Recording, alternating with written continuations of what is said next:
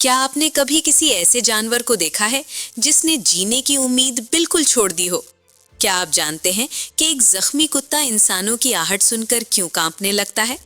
क्या थोड़ी सी मोहब्बत और सब्र वाकई एक मुरझाए हुए जिस्म में जान डाल सकते हैं? क्या एक बेजुबान की खामोश चीखें सुनने वाला कोई इस दुनिया में बाकी है? आज की ये कहानी सिर्फ एक रेस्क्यू की नहीं है, बल्कि ये इंसानियत और जज्बे की एक मिसाल है। चलिए मेरे साथ उस गली में जहां मौत और जिंदगी के दरमियान सिर्फ एक पतली सी दीवार थी।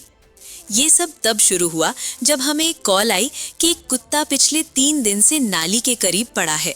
लोग वहां से गुजरते थे, मगर उसकी बदबू और जख्मों की वजह से कोई उसके करीब नहीं जाता था।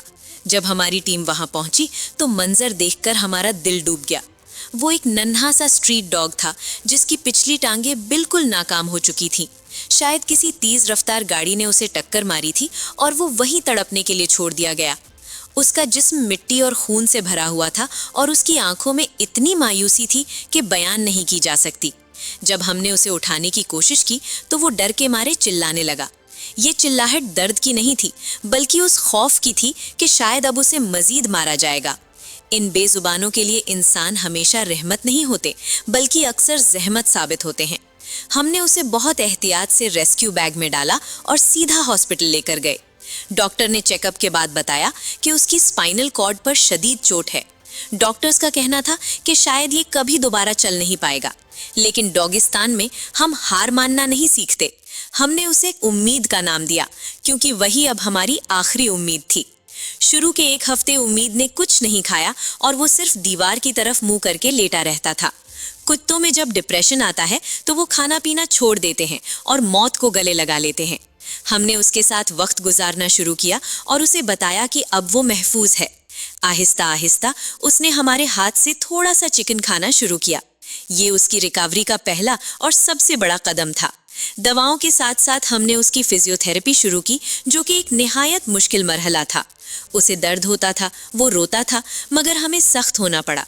डॉग साइकोलॉजी के मुताबिक जब तक जानवर खुद हिम्मत नहीं करता, कोई दवाई असर नहीं करती। तीसरे हफ्ते एक मौजज़ा हुआ जब उम्मीद ने अपनी पिछली एक टांग को थोड़ा सा हिलाया। हमारी आंखों में खुशी के आंसू थे, क्योंकि डॉक्टर्स ने कहा था ये नामुमकिन है। हर रोज की मेहनत और घंटों की मालिश ने रंग दिखाना शुरू कर दिया था। वो अब कोशिश करता था कि वो अपने अगले पैरों के बल पर घसीट कर हमारे पास आए। उसका वो हौसला देखकर हमें भी हिम्मत मिलती थी।